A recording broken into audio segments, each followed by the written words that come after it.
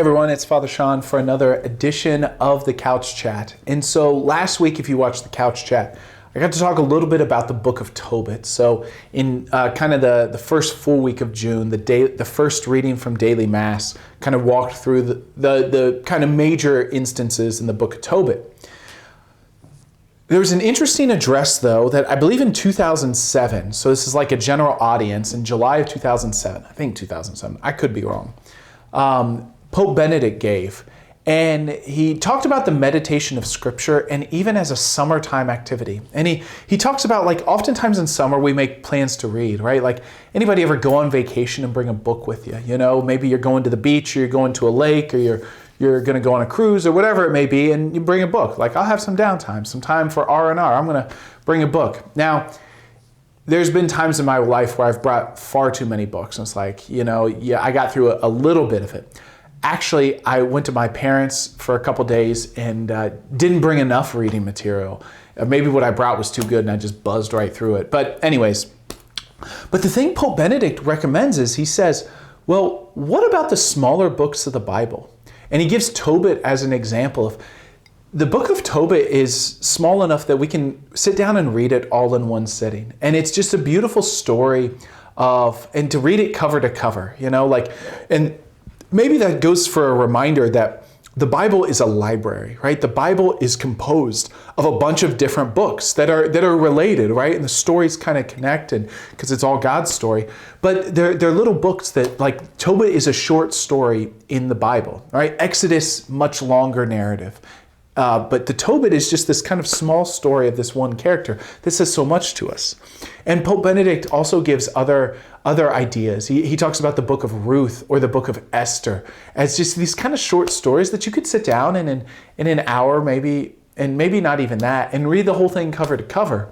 And that even gives us something to ponder, something to meditate on, something to think about, something to ask questions, to pull out the lessons that these individuals learned. And you know, those are Old Testament books, and even Job might fall into this, although Job is much longer, right? So it's not quite a one-sitting book, but even something like one of the letters of Paul, you know, especially, you know, something like the letter to the Galatians, and or even the letter of St. James is a great one to read. Actually, you know, in Easter time, we read, at least part of the prayers were to read the first letter of St. Peter, and I just love the first letter of St. Peter. So maybe just sitting down and reading a book of the Bible, and just to remember that the Bible is a library.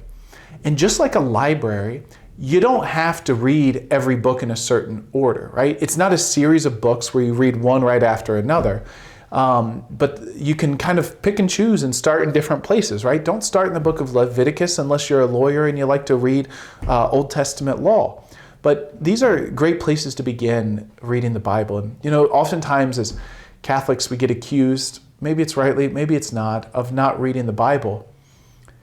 So maybe we just do something about that. And it doesn't mean we have to finish the whole Bible or do the Bible in a Year podcast with Father Mike Schmitz, but maybe if we get a time on vacation, or we get a time just, you know, quiet time in the summer, we get a weekend that's, you know, a rainy day in summer, that we'll pull up a book of the Bible, you know, maybe one that we haven't cracked, you know. The book of Joshua is also one that I really love. Joshua leads the people into the promised land after Moses dies and basically claims the Holy Land for God, and it's a powerful working of the Lord, and even Joshua's constant fidelity to God. So, and of course, couldn't end without talking about the Gospels, right? The Gospels might just be a smidge longer than we could do in a single sitting, although the Gospel of Mark is the shortest, and so that one's going to move real quick.